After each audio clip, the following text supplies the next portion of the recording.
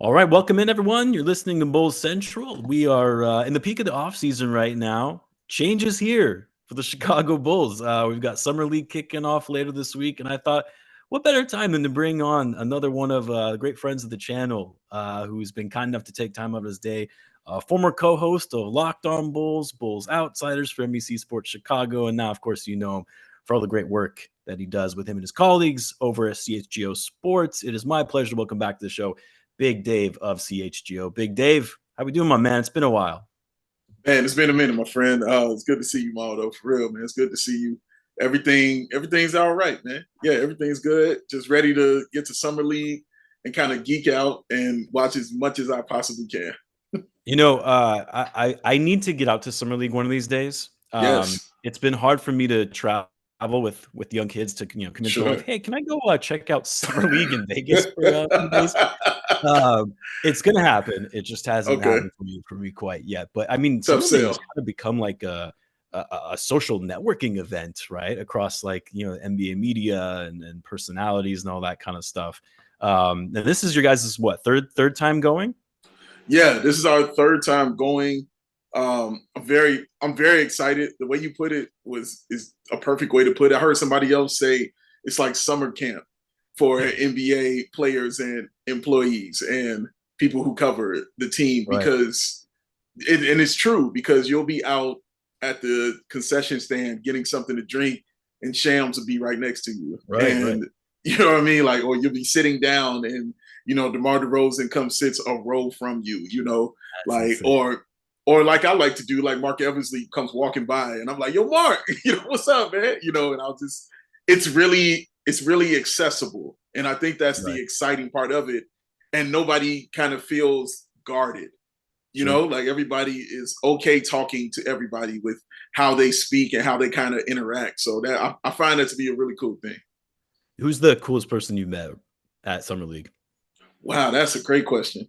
Oh, wow, that is a Which I really guess excellent cool is question. subjective, but like who like what I I know guess maybe I what was like the most like, you know, not starstruck, but like wow, like I'm meeting this guy. This is really intense. I probably Lonzo. Uh Oh, okay. when I Didn't met realize you met and it Lonzo. That's was awesome. yeah, it was the year of he had just hurt his knee.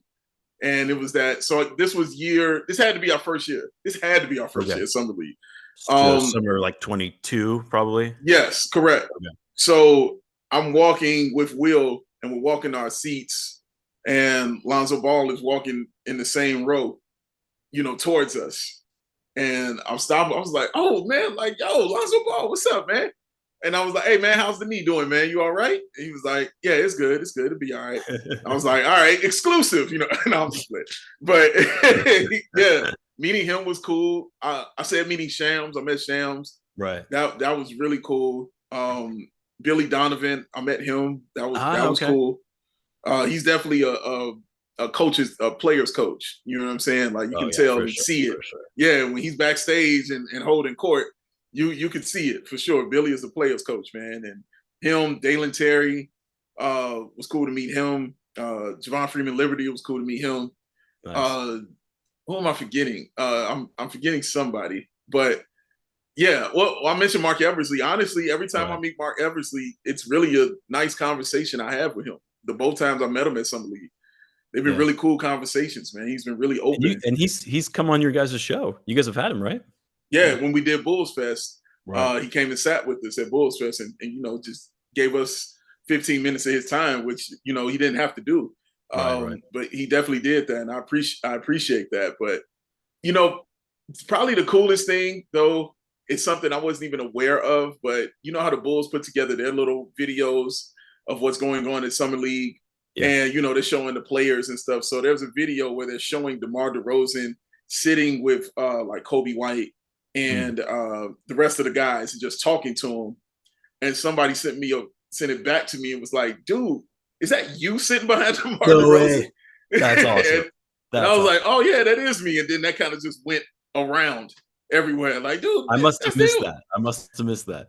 That was That's last. hilarious. I want to say that was last year, but I believe that was last year that happened. But that was very, very funny. So yeah, I was in their video without knowing I was in their video and stuff like that. So that was cool. for people to react to. You know what I'm saying? Just for people Yeah. to react to that. It was cool that they were happy. Now, I just realized, of course, if you're not already, be sure to give Big Dave a follow at BAW, BAWL Sports. I almost have it memorized, just like Matt does. Yes, sir. Be sure to check out the CHGO pod on their YouTube channel. Give them a sub. And actually, Dave, are you still doing the Bow on Bulls podcast? Is that still going on? It is. We haven't done it in a while. I stepped away for a second because I just wanted a break. Is the best way I can say it. And Chris was continuing it on, with other guests and things like that. But I haven't stopped doing it. I just honestly took a break from doing it. That's the best way I can say it. I'll leave it linked in the description. I just wanted to be sure before I shared all that. So but right on. Big Dave, where I have to start in talking about this Bulls team, right? Obviously, the recent changes we've seen this roster. Obviously, we knew that this offseason likely spelled the end of this iteration of the Bulls roster if they failed to get into the playoffs for the second straight season. AK promised change at his season-ending press conference, and I think a lot of us Bulls fans, including myself, it was one of those things like, okay, well, I'll believe it when I see it. Of course, shortly after the NBA's finals concluded, we got the news that the Bulls finally traded Alex Caruso for Josh Giddey. They drafted Matas Buzelis, number 11 pick, younger prospect, 19. They re-signed Pat to 5 years. They signed Jalen Smith to a 3-year deal, let Drummond walk. And now, of course, obviously, the biggest piece in all of this that we kind of knew was coming, happening over the weekend. The Bulls executing a sign and trade, sending DeMar DeRozan to the Sacramento Kings. So, Big Dave, what's been the biggest surprise to you about this offseason thus far? The biggest surprise was probably the draft, because it was so unpredictable. Right. And you didn't know who was going to fall where. So I didn't really have a great grasp on, what guy the Bulls kind of would be going for. Right. The only players I truly, truly, truly liked were two. There were two. And one was Reed Sheppard. Like, I loved Reed Sheppard. I thought he's great. I think he's going to be awesome for Houston. But I was like, there's no way he's falling to the Bulls. And the other one was Matas Buzelis. Like, he was the other one that I just really, really liked and really thought was incredible. So, though seeing that he failed to the Bulls was surprising to me, because this dude was supposed to be a top 5 pick, but he kind of fell out of it. And a lot of people were questioning why he would fall out of a top 5 pick like that. But I kind of looked at it as, no, in this kind of draft, it was so unpredictable. You just don't know who is going to be where. There was nothing set. You know what I mean? Like, there was no set anything. And the guys you thought were going to go 1, he didn't even go 1 because he wouldn't go work out for Atlanta. So you had no idea who was going to end up where. Like, I saw Zach Edey, as a late first round, early second round pick, and he winds up going in the top 10. So it was such a weird, crazy kind of draft that I was very, very surprised that they ended up with Matas. And I really like his game, and I just like his confidence in how he plays. But yeah, that was probably my most surprising thing. The other thing that's really surprising was that the Bulls didn't get back any draft picks for Alex Caruso, which was wild to me. I thought that was a slam dunk, kind of a layup to walk away with some picks, but they did not. They didn't. And I'm okay with Josh Giddey. I don't have a problem with him at all. It's just that they didn't maximize that. And that was very surprising to me, to just walk away with a player swap in that situation. Well, what was more insane was that you saw the Thunder trade, like 5 second-round picks for one of I don't remember who it was with. They traded it for a first-round pick. It's like, this guy hasn't even played in the league yet, and they got 5 second-round picks out of it. You couldn't ask one pick from the Alex Caruso trade. Just insane. Just one. back to the Buzelis piece. I wanted to ask, so you were more surprised that Buzelis fell to 11, because obviously I think a lot of us were, or were you surprised that the Bulls actually took him there? Or you expecting someone else? Okay. No, I would have been there. There's no way the Bulls are going to pass on him, man. Yeah. And I probably would have been throwing things if they passed on that kind of talent. For one, the kind of talent that he was. Right. 2, we know that AK likes drafting guys from the state, and is close to the city. He enjoys doing that and putting them on the team. And 3, this dude is Lithuanian. Like he's rocking with him. So it's like, it's the perfect storm. There was no way they were passing on Matas, man. Like, I just like his game. I love his confidence. Yeah. I really like how he plays. There's something there. He was the only one of all the draft tape I watched on players, and I watched a bunch of it. But of all the guys I watched, he was the first one where I said, "Oh no, whoa!"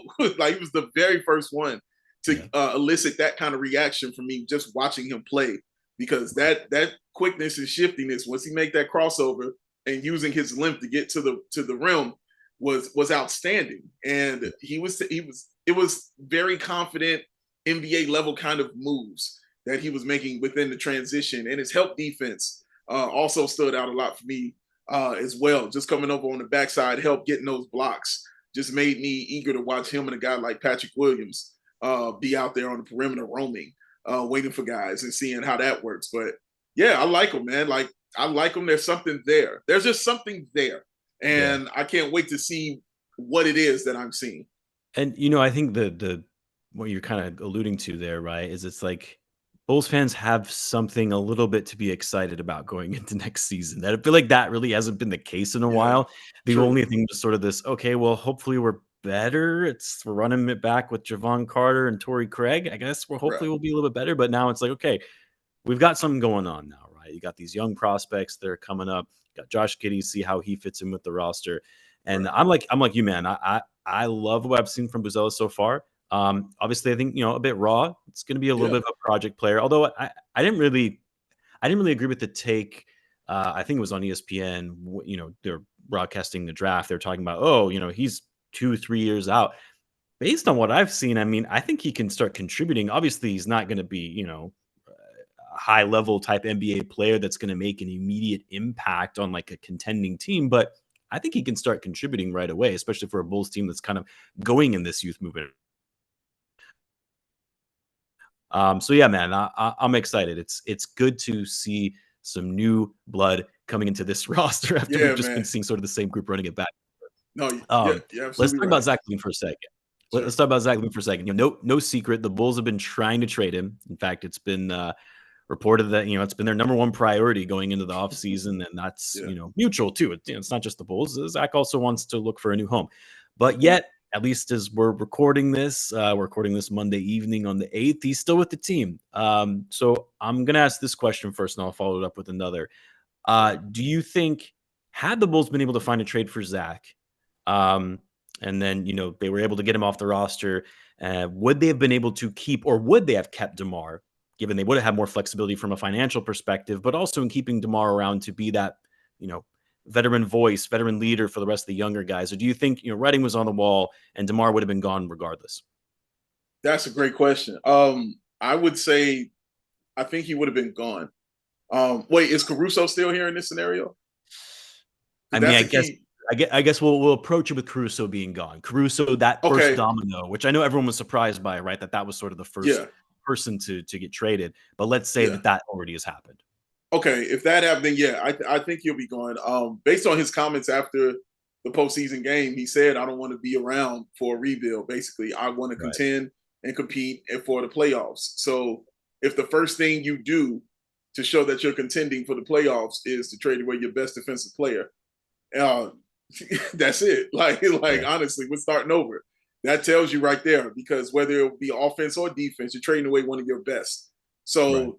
Yeah, once you do that, and then you bring in a guard that doesn't really fit your style of play either, somebody who's got to have the ball in their hands to be truly effective for your team, and he's young, and it's his last season to prove that he deserves another contract in the NBA, like that. No, the writing is clearly on the wall. Like once Caruso fell, it wasn't going to be for DeMar, even if they signed Zach and kept Zach like that. Then it would just be built around Zach and Giddey and the rest of those guys. But no, I think the writing was on the wall for DeMar, because I think all the Bulls could really offer at that point was the money. You couldn't offer him legacy. You couldn't offer him a chance to go further in the playoffs. You could offer him a chance at the play-in, but that's about it. And he already stated he don't want to do that. So being a man of his word and who he was, like I just don't see how that was going to work out since you traded Caruso and let him go. So then a follow-up question to that, given the lack of market we've seen for Zach Lavine, the Bulls' unwillingness to attach assets to, just get off of his contract, which for the record, I agree, they should not do that. Do you think Zach will still be on the roster come opening night? No, and this is probably the optimist in me speaking right now. Okay. I just don't see it, and maybe because I don't want to see it. And I feel when they made this trade with DeMar, the first thing I thought when they got the 2 second-round picks was, oh, they're attaching those. That was my very first thought. Was, oh, they're gonna use Yep. those. I They're thought not that as keeping well. these picks. Yeah, Yep. they're not keeping these picks. They're gonna use that to move Zach because they don't want to attach a first round to it, but maybe 2 second rounds and get it done. We'll see.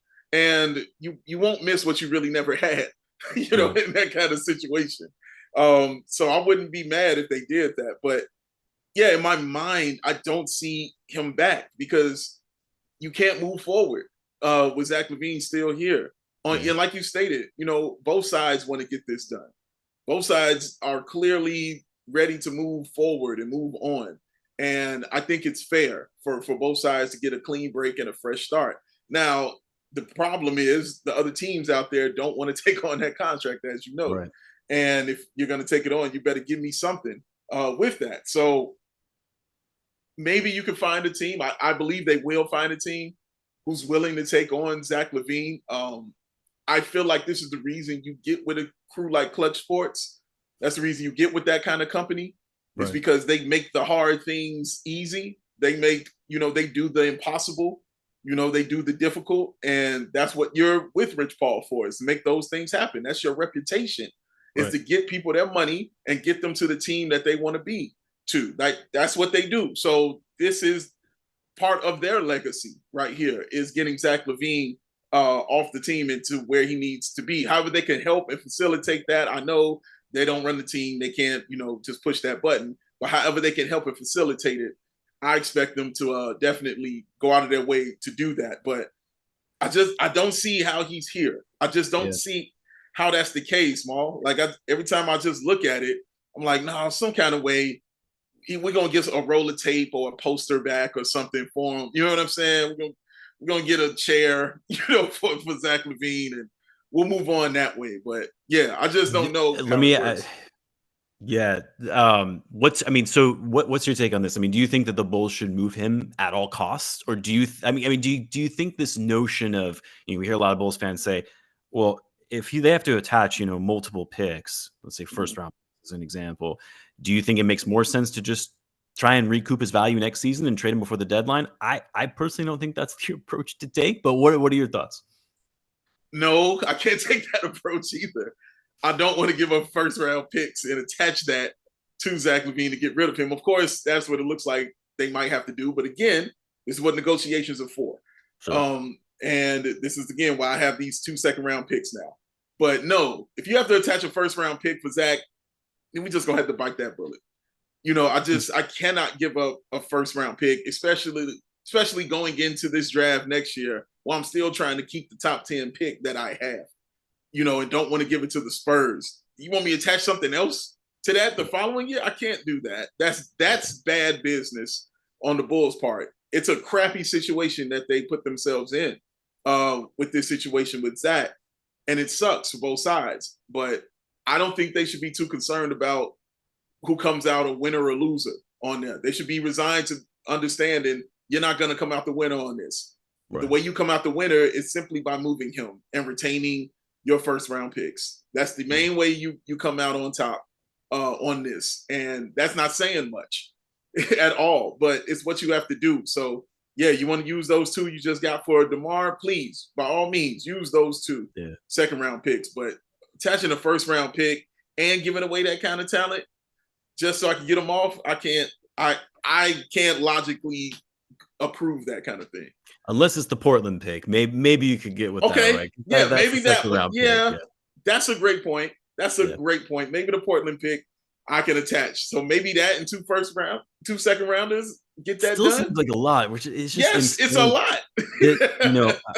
I keep going back to this, and I've been critical of Zach over the years, and people that watch my channel know that. But at the same time, I don't know how we've gotten to this point in this narrative about Zach Lavine and who he is as a player and a non-winning player, and is he good for the locker room? Like, it's just gotten out of control. I think who was it? Steph No that had a really good piece on him Yes, he earlier did. today, right? Talking about how the majority of his teammates over the years, it was like 101 teammates that he's had, 72 of them are already out of the league. It's like the guy has just been in bad situations. You know what I mean? Yeah, So yeah. Zach's a flawed player. We all know this, right? He's a flawed player. This past season was not a good look for him on multiple fronts, right? But it's like he's still a very efficient scorer. You should not have to, even like we were talking about here, even in my view, 2 second-round picks and their first-round pick from Portland, which is probably going to be a second-round pick. It seems like that's still a lot to just try to get off his contract. I don't know, man. Boggles my mind, but that's where we are right now.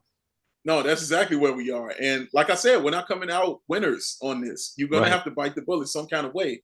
So do you want to give up a first-round pick, or do you want to give up multiple second-round picks? Right. That's what you're looking at. You want to take back a contract on, some dead money or something. Like, this is why they got the cash, also when they made the trade for DeMar.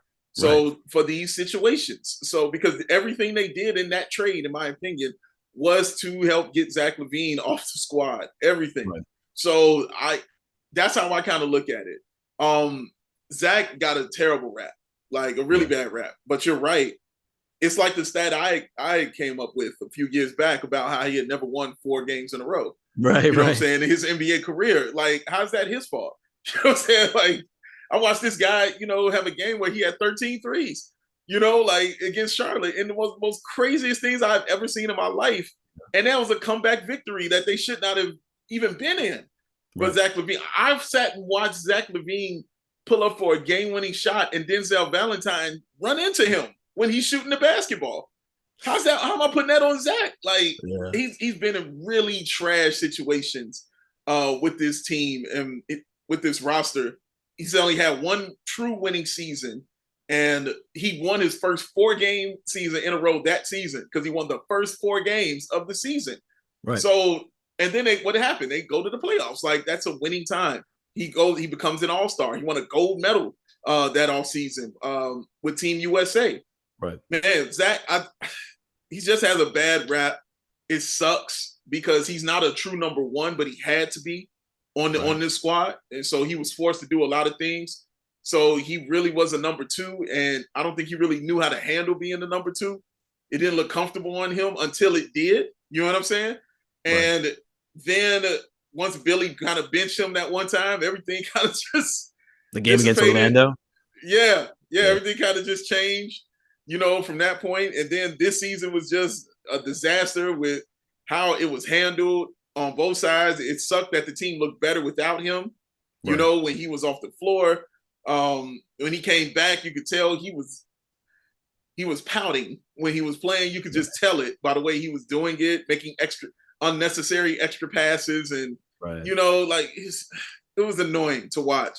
And it felt like he did because he knew he was going to get traded and get up out of here within the league. Let him know very quickly what they thought about him. And reality hit him in the face really hard.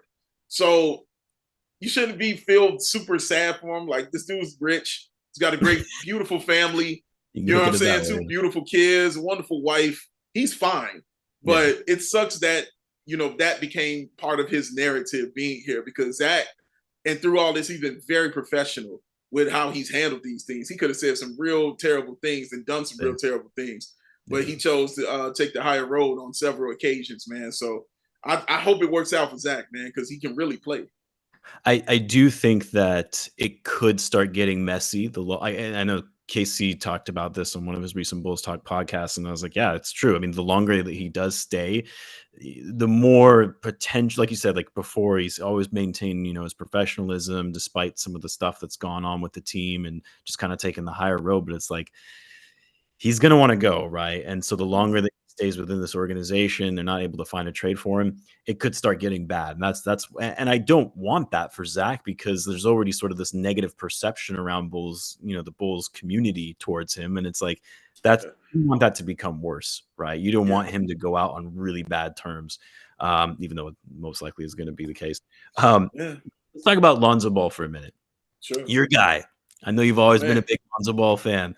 And I don't think we can stress enough, also just how much Lonzo's injury, the length of this injury completely derailed everything the Bulls were trying to build in that 2021 offseason. But, here we are 2.5 years later since we last saw Lonzo on the court. He's now in the final year of his deal. We've seen the Instagram videos of him working out. AK said he's actually been cleared to do pretty much everything, if I remember correctly. I think we all want to see Lonzo Ball return, for the vibes, storylines, something to just look forward to. But at the same time, one, is it realistic to expect him to actually return to the court? And two, given all the changes the Bulls have made so far this offseason, does keeping Lonzo on this team still make sense? It's just been reported the Bulls are still trying to look to move his contract. So, Dave, based on what we know today, like I said, what do you sort of think as far as Lonzo's return? What do you want to see? Do you want to see him return into a Bulls uniform, or do you think that it makes more sense for the Bulls to try and trade him prior to the start of the season?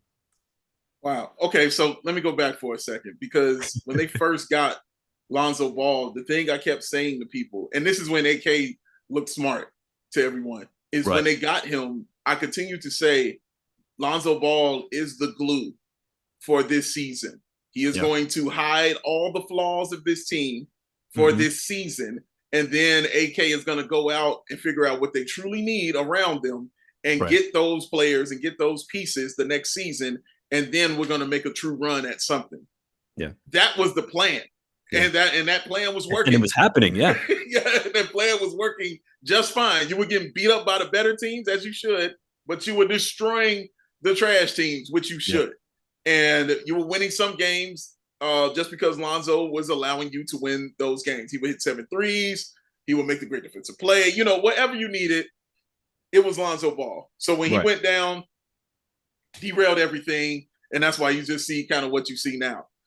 What I want right now, well, one, I'm happy just for him as a person right now, like to be able to just be back on the floor playing basketball, because we didn't even know if that was possible.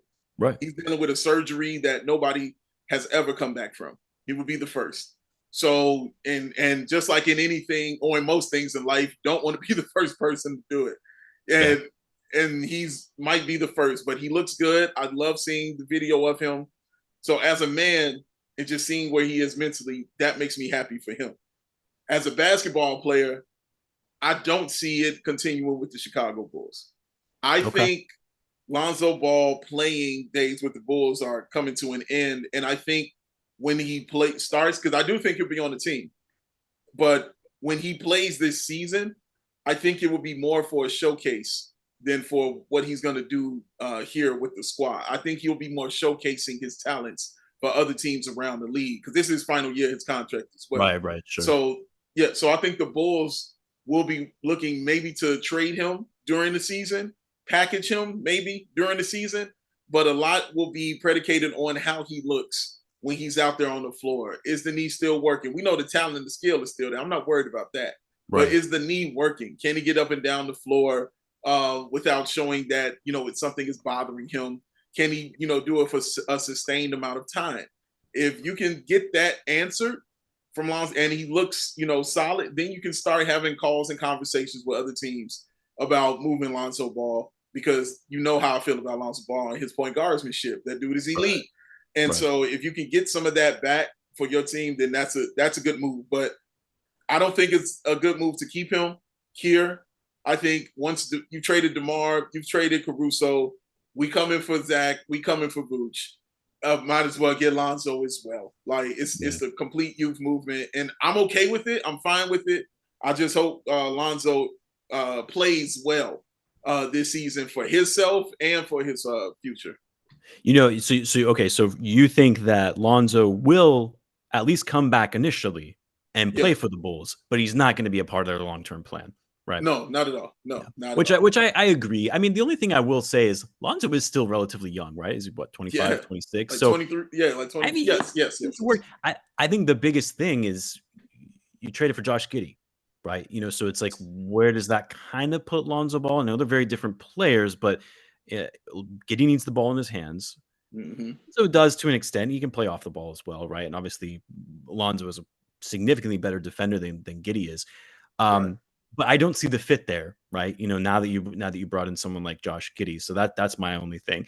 And obviously, it kind of remains to be seen how Lonzo comes out. I mean, if he miraculously comes back to 100% being the Lonzo that we knew before, I don't know. Then maybe it makes sense to keep him, or like you said, you trade him at his peak value and see what you can get. Trade him. And because like you said, that was for that previous iteration of the Bulls roster that we had. It doesn't make sense to have him stay around here long term. Yeah, no, I agree. Not with Giddey here, and you've made that commitment to him. You're going to pay Giddey when his contract is up next year. He's your starting point guard. You've made that clear. Lonzo Ball is going to feel like this is my team, and I need to be a starting point guard on this squad, especially if my knee is right. And who can deny that? You know what I mean? The dude is really that good. So I would rather see him be healthy, get some time playing, and showcase for another team out there that might need his services. Now, Dave, based on what we know today, and I think most would agree, the Bulls are probably done making additional roster moves. Suns, a Lavine trade, of course. They got their 15-man roster. They're slightly below the tax line as it currently stands. We still don't know what's going on with Vooch, Lavine, potentially Lonzo, all coming back. Giddey, Coby, Pat, Ayo. I look at this team and I say they're not great. Definitely not a contending team by any means. Probably not even a playoff team, but they're not that bad either. And the reason I bring that up is because everyone has been talking about how the Bulls must prioritize keeping their pick in next year's draft, top 10 protected, which you just talked about. They need to have a shot at landing a top prospect in this deep draft class, even a shot at Cooper Flag. But in looking at this roster and the landscape of the Eastern Conference, there is a world where the Bulls maybe only finish slightly worse than they did last season, and they ship that to San Antonio. Now, we heard from AK, he's not going to prioritize, or he's not going to, base this season around trying to keep the pick. I actually think it was Will who asked him that question after the draft. I have my thoughts on this, but I want to hear where you stand. Do you think the Bulls are bad enough that it's likely that they'll be able to retain that pick? And if not, should they even be focusing on that and maybe not trying to actually, worry about the pick and focusing on the future and still trying to win? Wow. Okay. So we talked about this on the show today. Oh, you did? Okay. Yeah, we actually had this discussion. It wasn't planned. It just kind of came up. Okay, got it. And we had a whole nice discussion about this. I think the Bulls can be fun bad is what I'm looking at. Fun bad. Okay. Winning team, I don't see. Yes, they might be in a running for a 10 seed. Yeah, that can happen.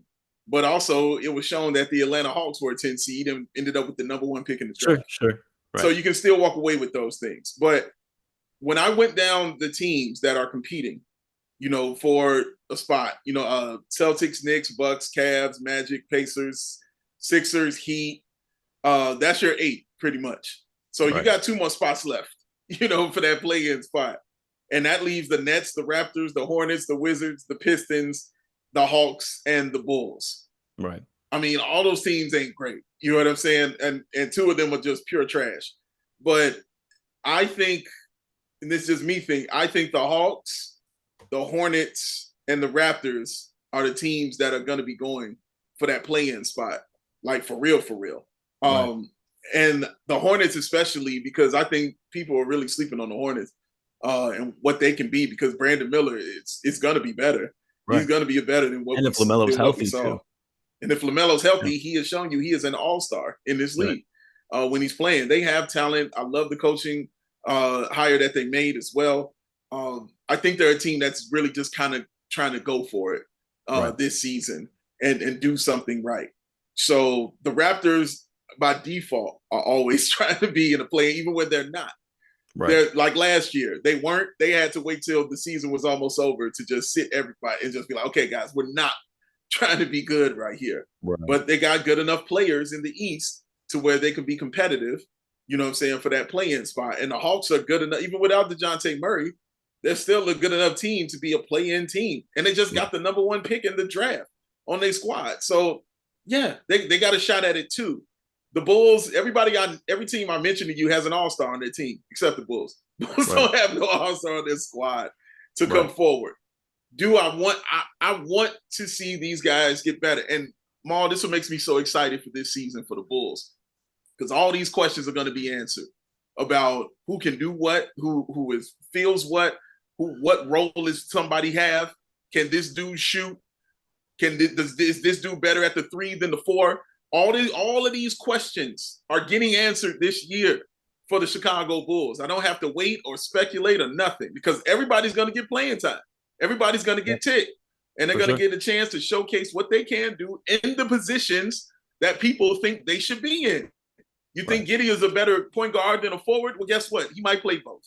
You think Coby White should be a 20-point scorer? He should be out there at point or the 2? Well, he's going to get opportunity to do both. You think Patrick Williams is better at the 3 than the 4? You're going to get that opportunity to see that as well.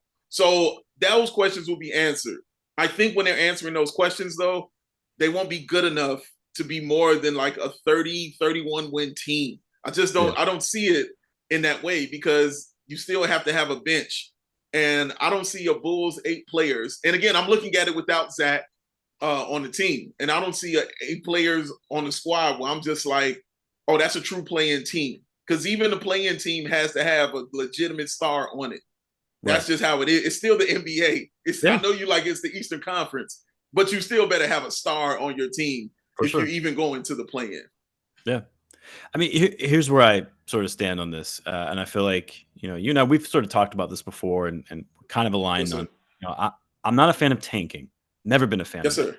I feel like it instills, losing mentality, losing culture. It's never good for the players, right? I reckon there's value in it at times, right? And in some cases, it has paid off well for some teams, but a lot of times it doesn't really pan out. So the way I look at it, you play to win the game. Yes. Obviously, you have to think about your future, but you play to win the game. The players are going to play to win. They're playing for contracts, so they're not going to intentionally throw games unless you're John Tate Porter, but that's a whole different topic. I mean, I think you look at this roster, even if you take Zach and Vooch out of it, which I don't think is out of the question, right? They might be there, especially Vooch. Let's say, somehow they trade those guys though, right? For these younger guys, Coby, Io, Pat, Giddey, they're about to enter their primes of their careers. They don't want to just be a part of a losing team. If it goes that route, you're likely going to see them disengage, become frustrated, and hell, they might actually ask out for a trade at some point because they want to go somewhere where they can start winning. Yeah. And so where does that put you at that point, right? So I get the logic behind it. I really do. The way I sort of view it is like, you're going to lose that pick eventually. It's top 8 protected the following year. I think the same the year after that. The protections are lighter and lighter, right, as you go on. Okay. So it's like, for me, it's like you just play to win the game. And then, maybe this team surprises you and you end up making the playoffs. And you can build upon that success in future seasons because teams start looking at you like the Oklahoma City, not that they're going to be a number 1 seed, but like the Oklahoma City Thunder, right? Where it's like, hey, this team has arrived, and they've arrived much more quickly. Again, I don't think the Bulls are going to be in that position, but if they really, mesh well, this young crew meshes well, and let's say they're better than expected, and let's say they somehow get into the playoffs by way of a play-in, right? You might start being viewed differently by the league to where you can actually sort of thread this like little needle of, okay, we were kind of rebuilding on the fly, which I know a lot of people have been talking about recently, right? Rather than doing, 3-4 years of tanking. And then you're kind of already there again. I don't know. That's just my hope. And so again, I get it. I get that you're sort of teetering on this, like, oh, you might be able to keep the pick. You might not be able to keep the pick.